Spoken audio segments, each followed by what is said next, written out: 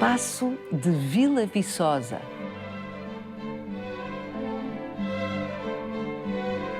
Biblioteca Camoniana de Dom Manuel II.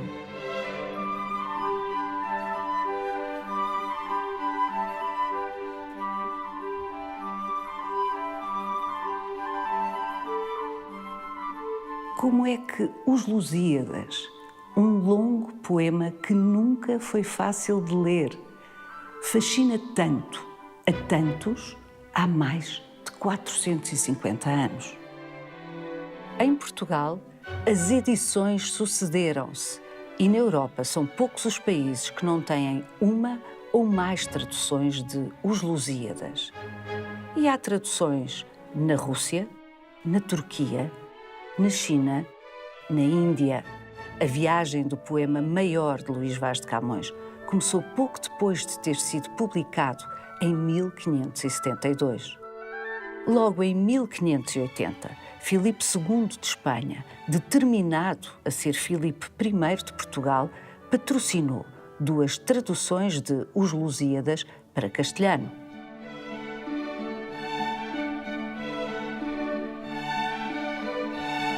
Já no século XX, Dom Manuel II, o último rei de Portugal, construiu no exílio uma excepcional coleção sobre Camões. E essa coleção acabou por regressar à pátria, a que o último rei português nunca pôde regressar.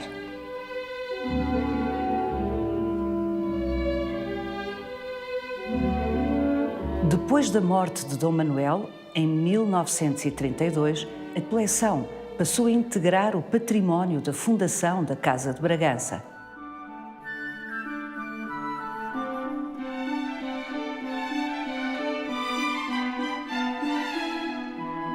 O interesse com que a obra de Luís Vaz de Camões continua a ser lida, acolhida, estudada, discutida, é um fenómeno que merece a nossa atenção. E há que observar que do poeta não conhecemos sequer a caligrafia, a assinatura. Vai querer saber mais? Venha connosco nesta visita guiada.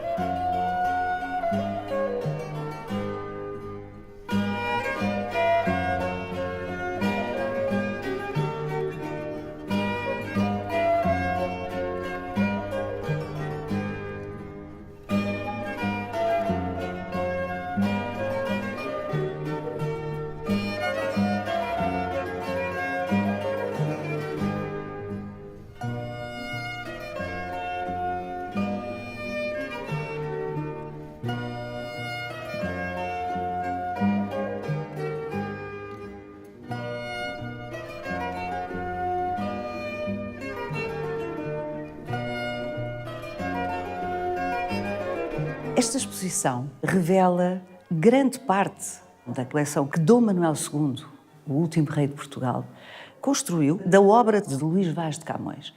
Dom Manuel II morreu em 1932, tinha 42 anos e metade dessa sua curta vida, como diria Camões, tinha passado no exílio, sem nunca poder voltar a Portugal.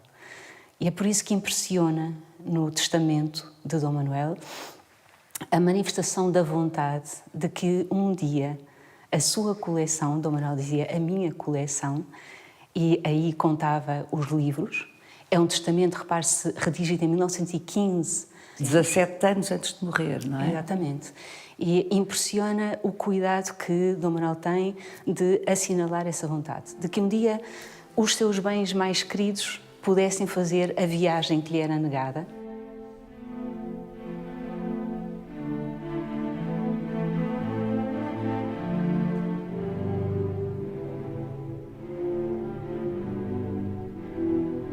Dom Manuel tinha duas herdeiras, a viúva e a mãe. Morreu sem filhos e as duas senhoras uniram-se magnificamente para garantirem que esta vontade de Dom Manuel era cumprida. Em 1933 era criada a fundação da Casa de Bragança e já na década de 40, convertido em casa-museu o Paço Ducal de Vila Viçosa e reunidas na Biblioteca do Paço Ducal as condições necessárias à integração dos livros que Dom Manuel tinha reunido no exílio de Londres, a coleção veio para Vila Viçosa e aqui tem sido cuidadosamente conservada, enriquecida e, o que também é muito importante, partilhada.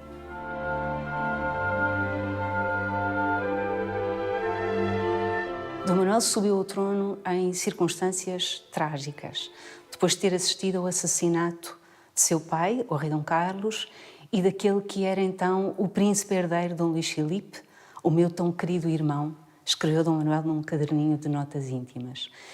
Jovem de 18 anos, que as voltas da fortuna obrigam a ser rei, e a reinar cerca de 32 meses, um Portugal agitado por uma fortíssima turbulência política. Basta ver que, no tempo de Dom Manuel, se formaram e caíram 6 governos, em 32 meses.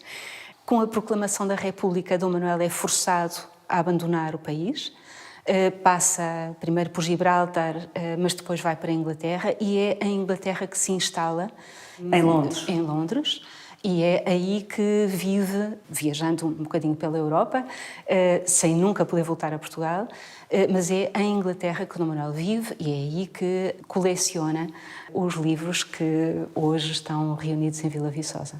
E embora o exílio de Dom Manuel fosse um exílio confortável, houve com certeza muita saudade, muitas desilusões e talvez por isso também consigamos entender o fascínio que Dom Manuel sentia por um avô longínquo, homónimo, que era o Dom Manuel I, que tinha reinado entre 1495 e 1521 e tinha ficado para a história como o Venturoso. Dom Manuel II foi tudo menos um venturoso. Foi a personificação da desventura, de alguma forma, como rei.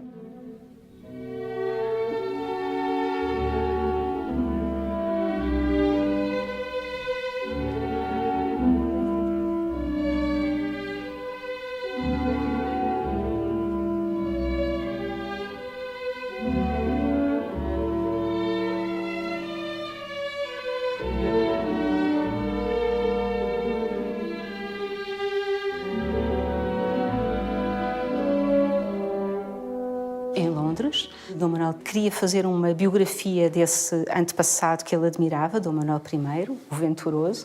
Dom Manuel não chegou a cumprir esse sonho, mas ele conseguiu preparar 2 volumes de uma obra intitulada Livros Antigos Portugueses, que é precisamente esse catálogo descritivo, com estudos das obras que integram a sua coleção. Infelizmente, Dom Manuel, morrendo em 1932, não teve tempo para preparar o último volume, que seria precisamente aquele que ia cobrir o período das primeiras edições camonianas, dos Lusíadas, das rimas, do teatro. Dom Manuel não viveu tempo suficiente para... Porque Dom Manuel, um bibliófilo, é evidente, que só começou a colecionar livros sobre Luís Vaz de Camões na última década de vida, sendo que, claro que ele não sabia que seria a sua última década de vida, quer dizer, morreu, como já nos disse a Isabel, com 42 anos, nada faria supor que ele iria morrer tão cedo. Mas é a coleção mais tardia, na prática, que Dom Manuel faz. De livros. Sim, embora Camões estivesse, obviamente, no horizonte de Dom Manuel. Dom Manuel nasce no século XIX ainda, e o século XIX tinha sido um tempo de intensíssima consagração de Camões. Dom Manuel pequenito, com 10 anos de idade, faz parte da edição autográfica dos Lusíadas, que em 1898 comemorou a viagem de Vasco da Gama à Índia. Dom Manuel transcreve uma estrofe do poema, juntamente com, por exemplo, os seus pais, o rei Dom Carlos, a rainha Dona Amélia, o irmão. É uma beleza essa edição, vamos vê-la.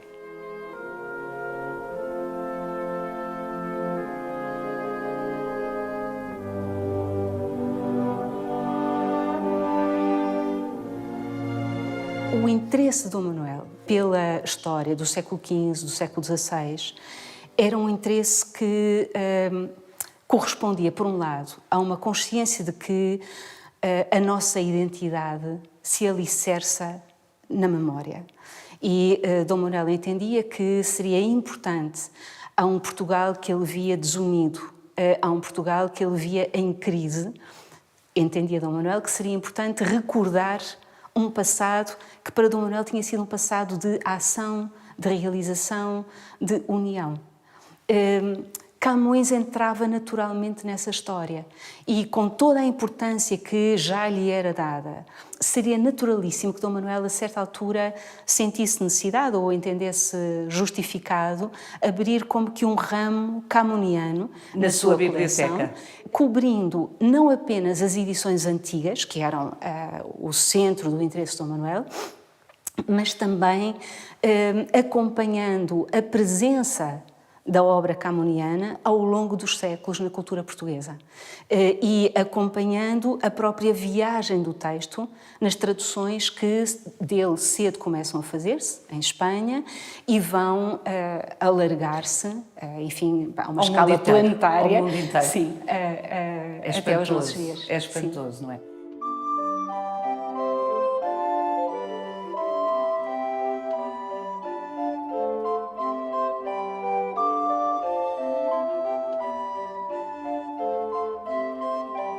É particularmente comovente que do exílio, porque Dom Manuel não podia entrar em Portugal, é preciso dizer-se, do exílio, Dom Manuel tenha conseguido, por exemplo, adquirir edições antigas. Como é que ele fez isso à distância? Escrevendo, pedindo? Como é que fez isso? Dom Manuel teve um colaborador precioso, um autêntico sábio, chamava-lhe assim, que foi Maurice Ettinghausen, um alemão que foi para Dom Manuel como que um agente de compras, de pesquisa e de compras.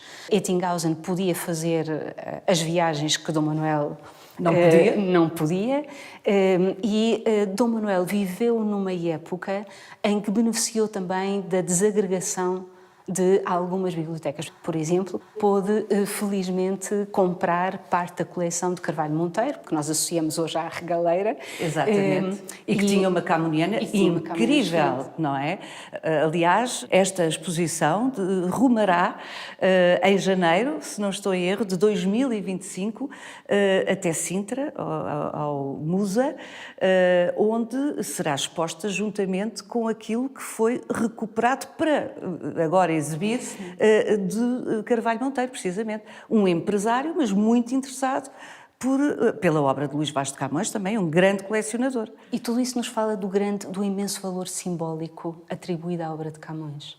De formas várias, a presença de Camões numa coleção de bibliófilo é um sinal de um valor maior que se atribui ao poeta. Completamente esmagador, por comparação.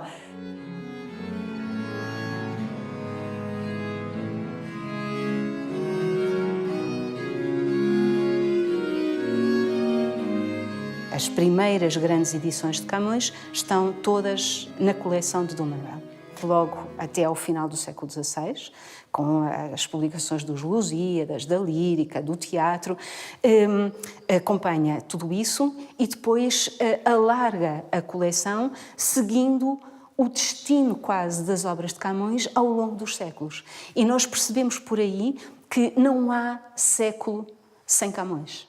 que não tenha feito novas edições, que não tenha visto novas traduções por outras partes do mundo. Portanto, é uma obra permanentemente procurada, revigorada com novos leitores, novas gerações interessadas que debatem, que estudam.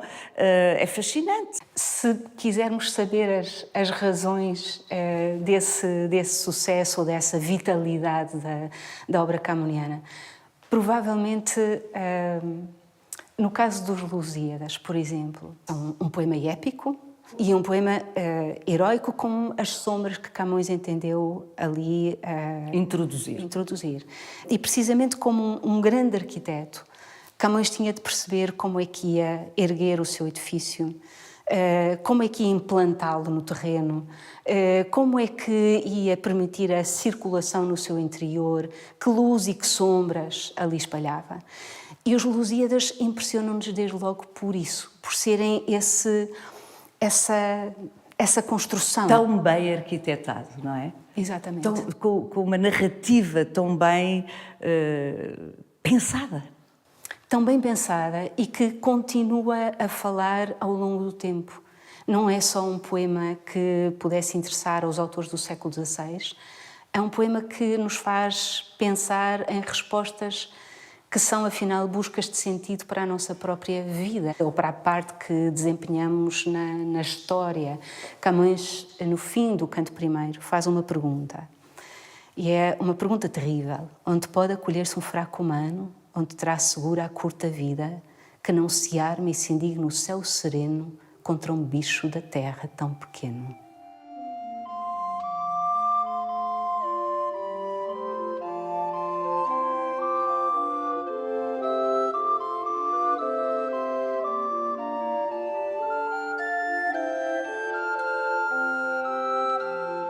Nós somos todos bichos da terra. E o poema de Camões mostra-nos fraquezas, misérias, grandezas, e nele faz caber a diversidade própria de um pequeno, grande mundo.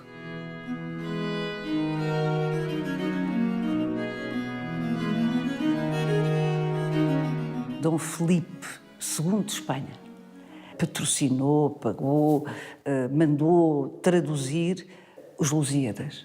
2 traduções para castelhano, uma delas é feita por um português, o Benito Caldera, ele castelhaniza o nome, e são 2 traduções que aparecem em competição em 1580, ou seja, no ano em que Portugal perde a sua independência. E a coincidência é demasiado forte para não... Para ser uma coincidência. Para ser uma coincidência, para não pensarmos que,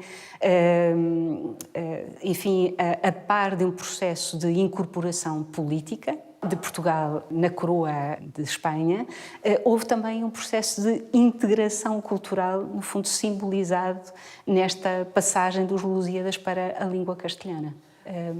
E também talvez pudesse ser uma maneira de Dom Filipe II, que veio a ser em 1581 Filipe I de Portugal, dizer aos portugueses: eu amo a vossa cultura, eu estou interessado nos vossos autores. Era reconhecidamente um homem muito culto.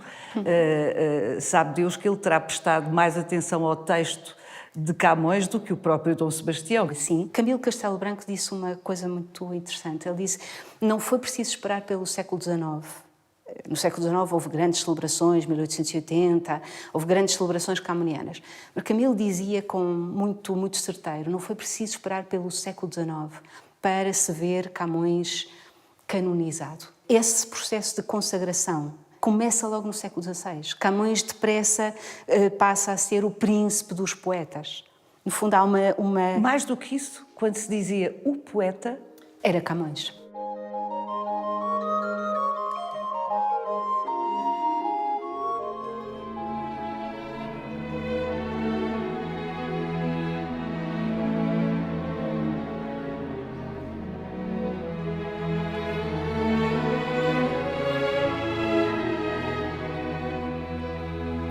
Isabel, o Vicente Fino, bibliotecário da Fundação da Casa de Bragança, vai fazer o favor de nos abrir a Casa Forte. Bem, é fortíssima, tem uma grade, é uma dupla porta. onde está a Biblioteca de Dom Manuel II, mas justifica-se estes cuidados todos. Muito obrigada, Vicente. Isabel Almeida, sempre foi difícil, desde o início, ler Os Lusíadas. Era um poema épico. Era o rei da poesia e tinha, mais do que quase o direito de ser difícil, tinha talvez o dever de encontrar uma dignidade, uma nobreza do discurso que implicava, por vezes, um efeito de alguma obscuridade, alguma opacidade. Há muitas referências cultas, há alusões que um leitor tem de decifrar e não surpreende por isso que dos Lusíadas se tenham feito cedo edições que traziam notas explicativas que claramente procuram auxiliar a leitura. Ora, o que é interessante na edição de 1584 é que vamos encontrar entre algumas dessas notas erros que são muito reveladores da dificuldade que o texto de Camões trazia consigo. A edição de 1584 ficou famosa como a edição dos piscos. Piscos. Porquê? Camões chama piscosa a sesimbra. Camões ficou seduzido pela palavra piscoso ou piscosa. Piscosa é um adjetivo que significa abundante em peixe. O problema foi que quem fez a nota não soube ver o que significava piscoso ou piscosa e diz que Sesimbra é piscosa porque tem muitos piscos. Os passarinhos que ali se reúnem no tempo da sua migração.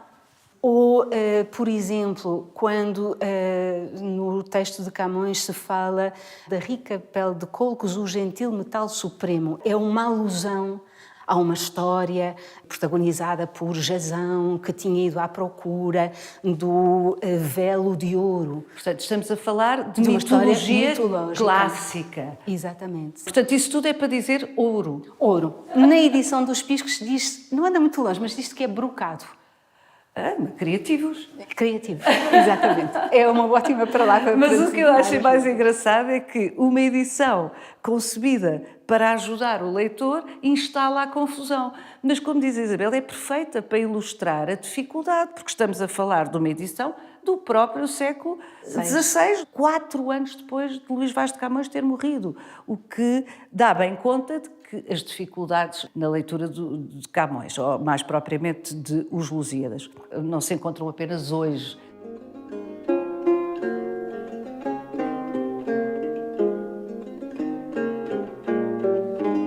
É muito interessante como é que um objeto tão exigente mobilizou e continua a mobilizar tantos. Camões conseguiu juntar o quê?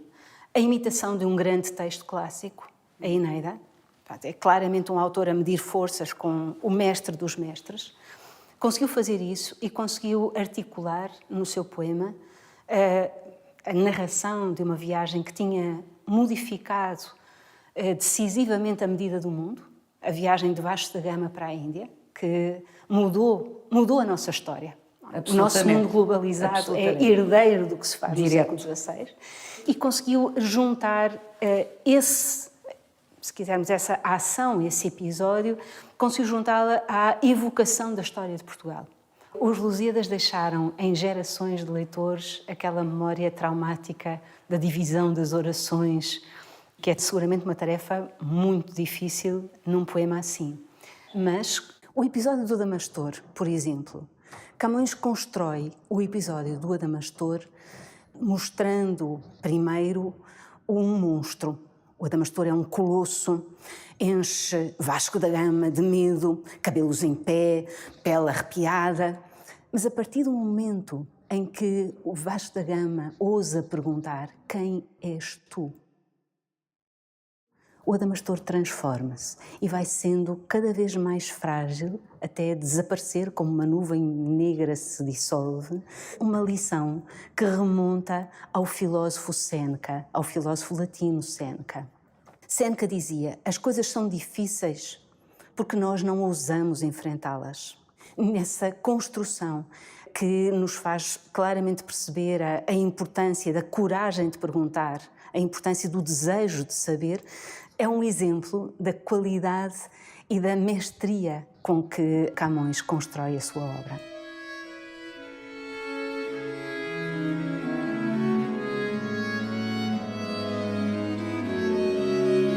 Camões viu um exemplar desta edição e foi o único livro seu que Camões viu editado.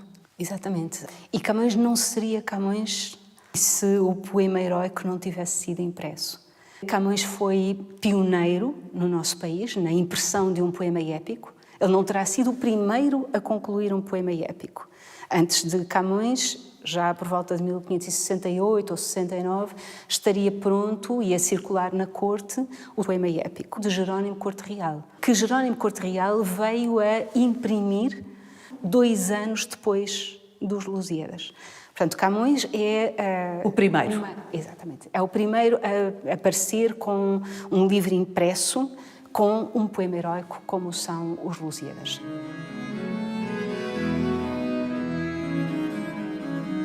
Coisa impressionante de Camões, nós não temos nem sequer uma assinatura, não há um rastro autógrafo de Camões. Não lhe conhecemos a caligrafia. Não lhe conhecemos a caligrafia e não há, para um poeta que foi tão estimado rapidamente, surpreende que não haja uma relíquia. Seria um manuscrito seu? Seria um manuscrito. Os camonistas continuam a sonhar que um dia vai aparecer. Sim, continuam a sonhar. Sim, porque não é credível, quer dizer, ele devia ter muitos manuscritos. Ninguém chega a um poema desta complexidade, como vimos, sem escrever muito, sem esboçar muito, sem tentar muito, sem ter uma oficina intensa de escrita, não é? O que é que terá acontecido? Os manuscritos são frágeis e foi uma vida muito atribulada. Faria Sousa, o grande comentador de Camões, ativo na primeira metade do século XVII, conta que teve acesso a um manuscrito, a uma cópia dos Lusíadas num estádio ainda de formação. Faria Sousa diz que ficou imensamente alegre com aquela possibilidade de entrar na oficina de Camões. Na oficina de escrita, nos bastidores da produção do poema. Exatamente. Mas é escasso o material que resta que nos possa permitir um vislumbre do que seria o trabalho de concepção deste poema. O que me leva a pensar que Camões não o divulgou. Fez disso um segredo, não é? Sim, até para que outros não se apropriassem da sua obra, o que era uma claro. Coisa que relativamente muito. comum que acontecia muito. Quando andava tanta gente a dizer, o António Ferreira, etc., andavam todos a dizer, façamos um poema épico, os portugueses não escrevem sobre aquilo que fizeram. João de Barros dizia, os portugueses fazem coisas extraordinárias, mas depois ninguém não escreve. Os romanos, os gregos escreveram, nós não escrevemos. Portanto, Camões dá forma a essa expectativa, a essa vontade. Às vezes penso que Camões terá mantido um certo segredo. Ele tinha a perfeita consciência da excepcionalidade do que estava a produzir. Sim, da importância do que estava a fazer.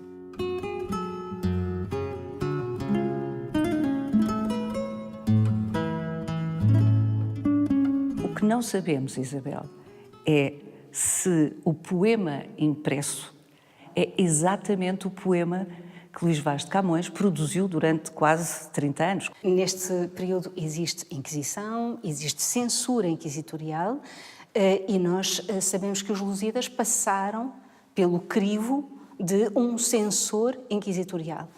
O que é interessante é que o censor assina um parecer muito elogioso aos Lusíadas, apressa-se a justificar até aquilo que poderia parecer menos ortodoxo, a presença da mitologia no poema, da mitologia clássica, e fica-nos sempre a dúvida sobre se aquele elogio significa que Frei Bartolomeu Ferreira, o nome do censor inquisitorial, se Frei Bartolomeu Ferreira deixou passar os Lusíadas tal como Camões os tinha escrito, ou se houve alguma pressão censória que determinasse alterações no texto. Não temos modo de comparar aquilo que está na edição com aquilo que teria sido o texto definido, estabelecido pelo próprio poeta. O que temos temos a possibilidade de comparar o que aconteceu em 1572 com esta primeira edição, a primeira edição dos Lusíadas, com as edições que se seguiram. Isso dá-nos uma ideia do que era o modo de intervenção da censura. E o que é que os censores, ou o que é que vai sofrendo mutilação no texto? O que é erótico? A descrição de Vênus no canto segundo, a ilha namorada. O que é erótico? Sofre poda.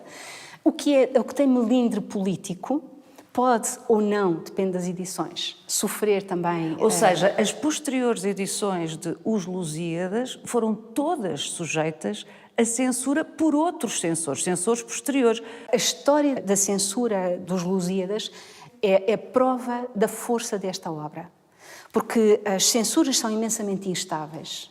Aquilo que às vezes vemos numa edição desaparecer, volta noutra e depois volta a desaparecer, e é uma tal instabilidade que ficamos perplexos sobre os critérios da censura. Sobre os critérios da censura. O que percebemos é que os Lusíadas, após cerca de 50 anos de vida, voltam à sua versão primeira. Portanto, os Lusíadas conseguem deixar de ser um texto molestado pela censura. Isso diz muito da força desta obra.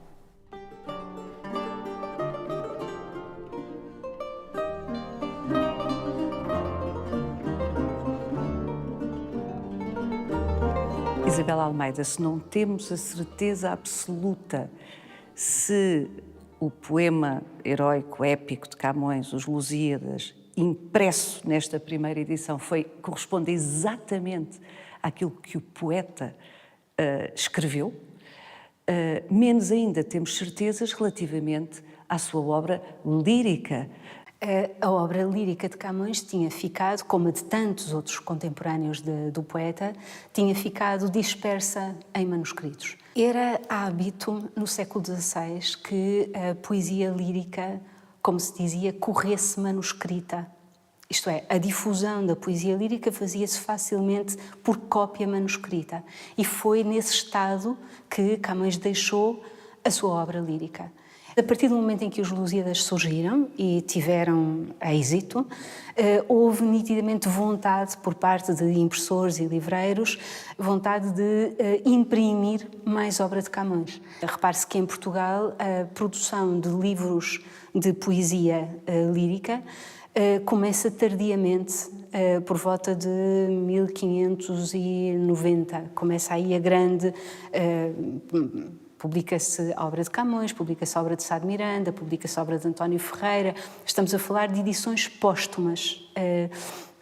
Em todos esses casos? Em todos esses casos. Haverá casos como o de António Ferreira, em que provavelmente um manuscrito de autor serviu para a elaboração do livro impresso. No caso de Camões, o próprio impressor, o próprio livreiro... Dessa primeira edição? Vem dizer, de 1595, explica que se encontra ali a reunião de textos que foi possível a partir de um material muito diverso e muito disperso também, o que ajuda a compreender os problemas que o conhecimento da lírica camoniana continua a suscitar ainda hoje.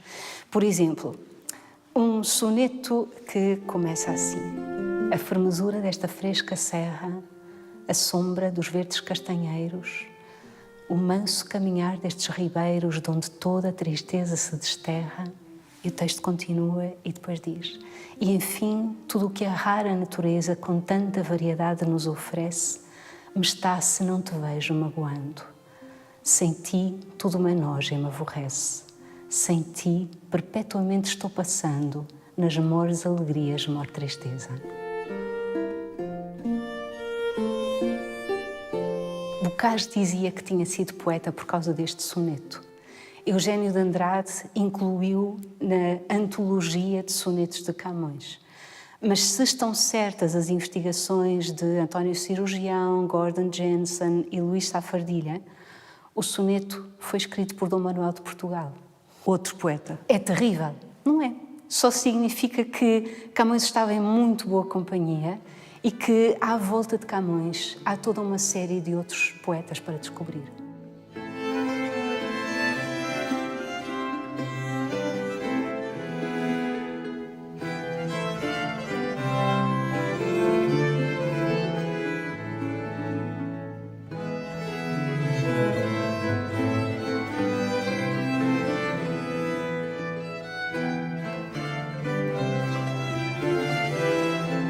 A agravar, se quisermos, a dificuldade de identificar o que foi mesmo escrito por Camões, está isto, é que outros começaram a produzir poesia à moda do poeta, daquele que rapidamente ficou tido como o grande poeta, o maior dos poetas. E não só, às vezes, há modelos comuns. Para eles, Petrarca seria uma referência, Garcilaso de la Vega seria uma referência, Boscan seria uma referência, como uma abelha, que era a metáfora geralmente aplicada e que vinha da tradição antiga. O poeta era uma abelha, colhe em várias flores o seu alimento. O mel que produz tem o travo desse alimento, mas o mel já é outra coisa. E não nos surpreende que neste quadro poetas como Camões, como Dom Manuel de Portugal, como António Ferreira pudessem escrever textos que se confundissem, porque eles espelhavam-se.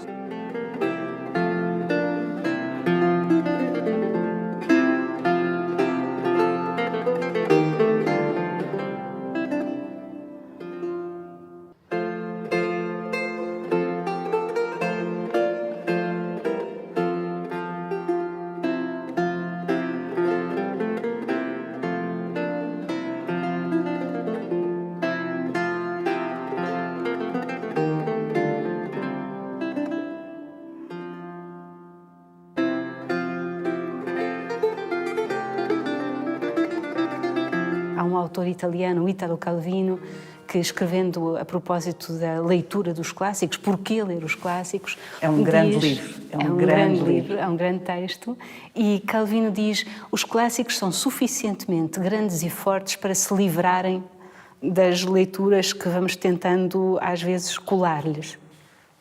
Se nós fizermos uma história da leitura de Camões, que é também um trabalho interessante a desenvolver, se fizermos uma história dessa leitura, percebemos como o poema se vai, no caso dos Lusíadas, percebemos como o poema se vai, às vezes, livrando de algumas leituras. Por exemplo, é impossível ver nos Lusíadas apenas uma obra de glorificação da história portuguesa.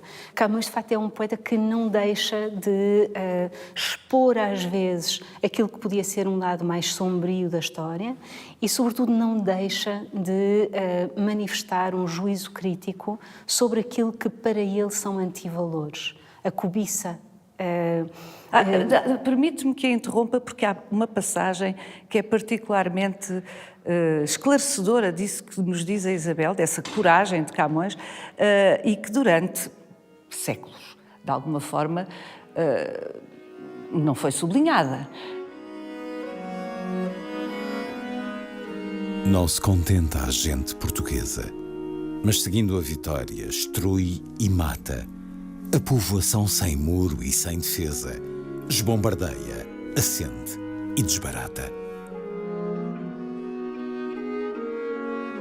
Há hoje quem isole versos como este, porque cada regime parece puxar por aquilo que mais lhe convém. Nós precisamos de ver o todo. No que toca à revelação dessa nova medida do mundo, ao encontro no fundo, de novos mares, novas terras, à possibilidade de desenvolver conhecimento, quanto a isso, Camões não deixa nenhuma dúvida de que isso é bom. Como também creio que precisamos de reconhecer que há no texto de Camões uma aceitação que para Camões fazia sentido de um conceito como o de império. Fazia parte, no fundo, de uma leitura da história. Claro. Camões menciona, a certa altura, os assírios, persas, gregos e romanos e mostra com isso que está habituado a uma leitura da história que valoriza o conceito de império e que admite que há, na passagem do tempo, a formação, um processo de formação e desaparecimento de impérios que cada vez mais se situavam ao Ocidente. Depois esperar-se um quinto império. Mas se quanto a isso não há dúvida nenhuma, o que suscita, julgo eu, alguma reserva a Camões é o modo como esse império poderia ser construído. Camões foi formado numa cultura cavaleiresca e precisamos de pensar que no Código da Cavalaria, difundido também pelos livros de cavalarias, a figura do cavaleiro era alguém que respeitava um código de valores. Havia que, enfim, servir o imperador, servir o rei, mas sempre que necessário, defender aqueles que eram fracos. Isto idealmente no Código da Cavalaria. Para Camões, a desproporção de forças, o combate que envolve a desproporção de forças é qualquer coisa que suscita,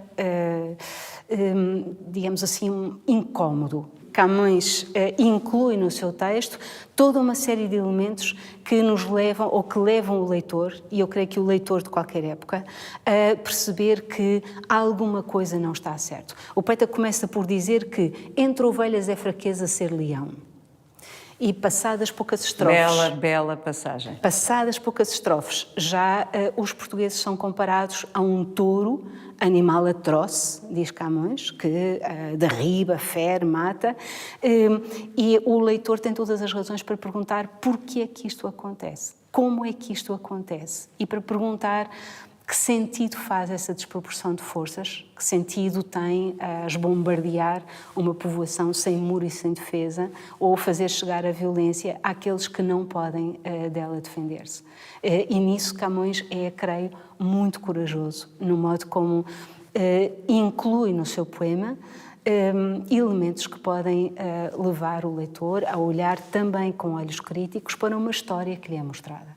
E Camões faz isso não só em relação à história que narra e a um passado, mas também em relação ao seu tempo.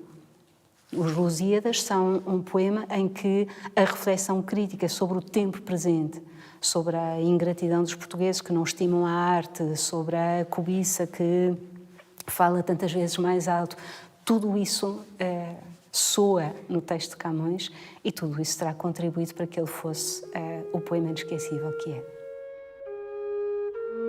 Os Lusíadas são uma busca obstinada, às vezes quase desesperada, de beleza e de heroísmo, por um poeta que sabe que os seres humanos são imperfeitos e que o mundo é um lugar muito frágil.